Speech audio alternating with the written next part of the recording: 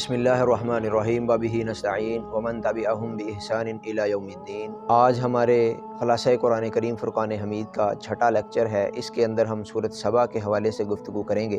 اللہ رب العالمین نے سورۃ سبا کے اندر دو باتیں بیان فرمائیں۔ پہلے نمبر پر جناب حضرت داؤد علیہ السلام اور حضرت سلیمان علیہ السلام کا ذکر اور ان کا قصہ بیان فرمایا، اور اسی طرح اللہ رب العالمین نے اہل سبا،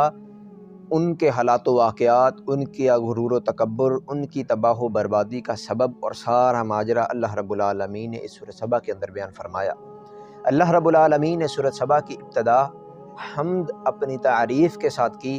اور اس کے ساتھ بعد اللہ رب العالمین نے سورۃ سبا کے اندر اپنے اوصاف بیان کیے کہ ہر دنیا کائنات کی ہر چیز کا مالک و خالق اللہ رب العالمین ہے، دنیا کائنات کو بنانے والے اللہ رب العالمین ہیں، دنیا کائنات کا نظام چلانے والے اللہ رب العالمین ہیں۔ اور اسی طرح اللہ رب العالمین نے سورۃ سبا کے اندر ایک وہ مقام لے کر آئے جو قرآن کریم فرقان حمید کے اندر صرف 3 مقامات پہ ہے، سورۃ یونس کے اندر، اور اسی طرح سورۃ تغابن کے اندر، اور اسی طرح سورۃ سبا کے اندر۔ اللہ رب العالمین نے پورا قرآن کریم فرقان حمید کے اندر 3 جگہ پر قسمیں اٹھا کر اس بات کی یقین دہانی کرائی ہے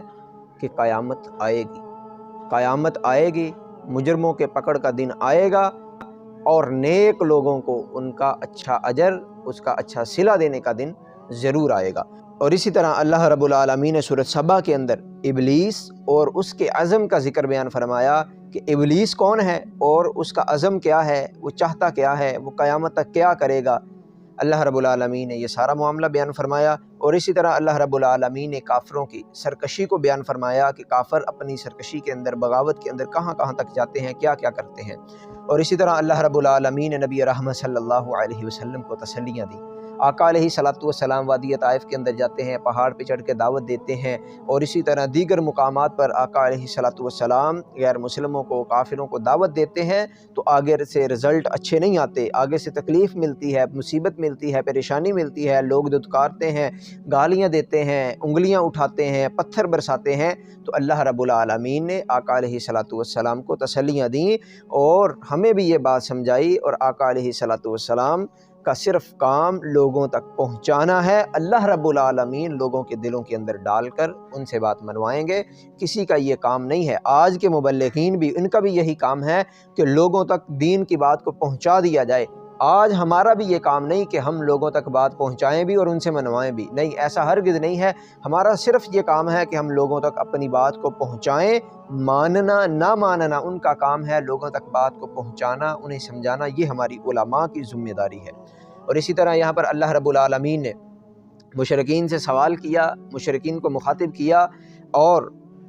اللہ رب العالمین نے یہاں پر ایک نقشہ بیان فرمایا کہ کل قیامت کے دن اللہ رب العالمین ان مشرکین کے سامنے جن کی وہ عبادت کرتے ہیں، جن کو وہ پوجتے ہیں، ان کو لے آئیں گے، اور جن کی عبادت کی جاتی تھی، جو ان کے معبود تھے، جن کی پوجا کی جاتی تھی، وہ ان سے کہیں گے کہ بتلاؤ، ہم نے آپ کو کہا تھا کہ ہماری پوجا کرو، ہم نے آپ کو کہا تھا کہ ہماری عبادت کرو، ہم تو اللہ رب العالمین کی عبادت کرنے والے تھے، ہم تو اللہ کو ماننے والے تھے، تم لوگوں نے ہمیں معبود کیوں بنا لیا، تم لوگوں نے ہماری عبادت کیوں شروع کر دی۔ اور اسی طرح اللہ رب العالمین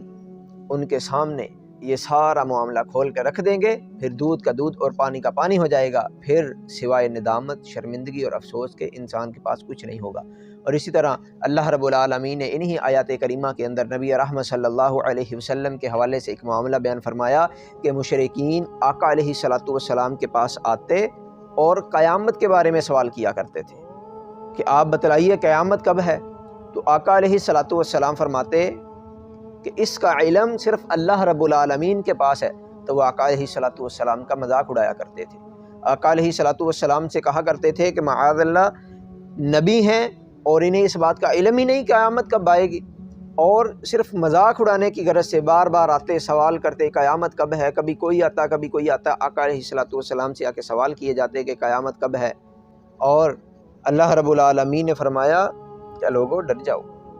سچی اور سیدھی بات کرو، یہ سوال نہیں ہے، اس کا علم صرف اللہ رب العالمین کے پاس ہے۔ قیامت کب آئے گی اللہ رب العالمین نے پیچھے بیان کر دیا ہے، جو پچھلے ہمارے لیکچر کے اندر بیان ہو چکا ہے کہ قیامت کب آئے گی اس کا علم صرف اللہ رب العالمین کو ہے، اللہ کے علاوہ کوئی اور نہیں جانتا۔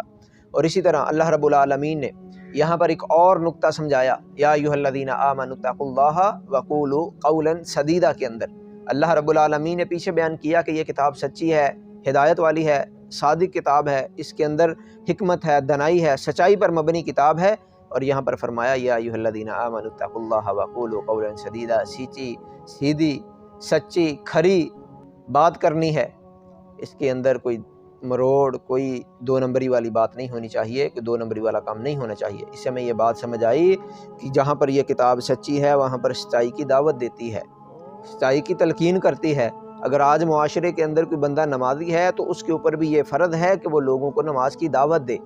روزے دار ہے تو اس کے اوپر فرض ہے کہ وہ لوگوں کو روزے کی دعوت دے، حافظ قرآن ہے تو لوگوں کو قرآن کی تلقین کرے۔ اگر وہ اہل ایمان ہے، اہل اسلام ہے، تو جو اہل ایمان نہیں ہے، اہل اسلام نہیں ہے، یا اسلام سے دور ہیں، مسلمان ہی ہیں اسلام سے دور ہیں، انہیں اسلام کے قریب لے کے آنے کی کوشش کرے۔ تو آئیے اللہ رب العالمین سے دعا کیجیے کہ اللہ رب العالمین قرآن و سنت کو صحیح معنوں میں سمجھ کر اس پہ عمل پیرا ہونے کی توفیق عطا فرمائے۔ وَأَقُولُ قَوْلِي هَذَا أَسْتَغْفِرُ اللَّهَ لِي وَلَكُمْ وَلِسَائِرِ الْمُؤْمِنِينَ۔